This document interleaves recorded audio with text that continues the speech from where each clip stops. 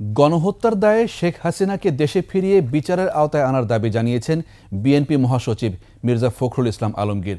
Garments শিল্পসহ বিভিন্ন প্রতিষ্ঠানে দুষ্কৃতিকারীদের প্রতিরোধ, শান্তিপূর্ণ পরিবেশ বজায় রাখা এবং কর্মচারীদের বেতন ভাতা পরিশোধের দাবিতে গাজীপুর জেলা ও মহানগর শ্রমিক দল আয়োজিত শ্রমিক সমাবেশে তিনি আরও বলেন, পুলিশ দিয়ে অকথ্য অত্যাচার করে বাংলাদেশের মানুষকে ভীতির রাজত্ব তৈরি করা হয়েছে। ছাত্র জনতার আন্দোলনের শেখ হাসিনা পালিয়ে যাওয়ায় দেশের মানুষ স্বস্তি পেয়েছে। ফখরুল আরও বলেন, শেখ হাসিনা পালিয়ে গেলেও তার প্রেতাত্মারা রয়ে গেছে। 250-টিরও বেশি ডিজাইন অপশন নিয়ে ওয়ালটন স্মার্ট ফ্রিজ, বোঝে আপনার প্রয়োজন। সরকারকে